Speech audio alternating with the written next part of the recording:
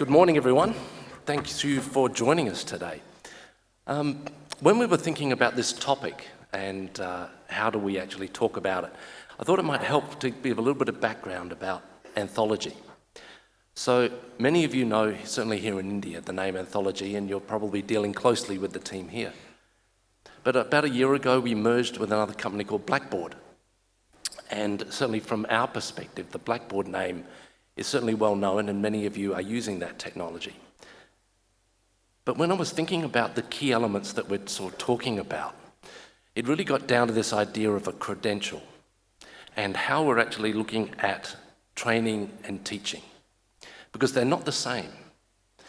When we look at something, we can teach a skill, and whether or not it's a technical skill or an electronic skill or an engineering skill, but we actually train an attitude. So when we're combining those two elements together, they require a very different focus. We can deliver a skill, and that can be absorbed and retained and applied in a particular nuanced way, in a very specific way. So having a credential to prove that skill is useful. But when we train for an attitude, it's more about how do we actually apply not just those one or two skills, how do we actually make an attitude available to a student so that they can apply not just that, but they can take it to the workplace.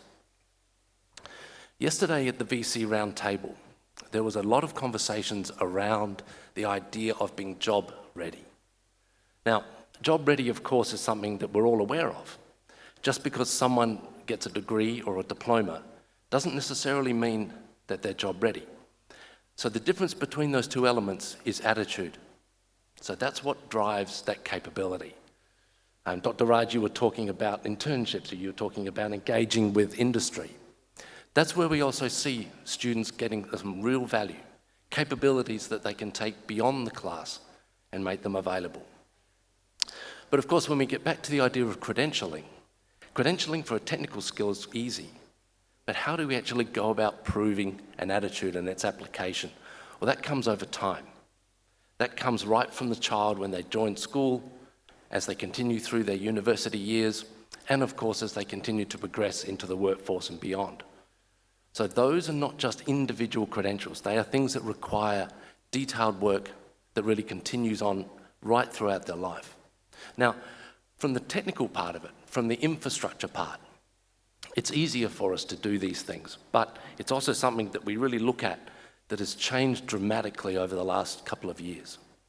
From our perspective in the infrastructure world, or the platform world, the arrival of COVID created a pendulum swing, and not just here in India, but right across the world, where institutions moved from having mainly face-to-face with some online requirements to the pendulum being forced to swing right to the other side, which was fully online.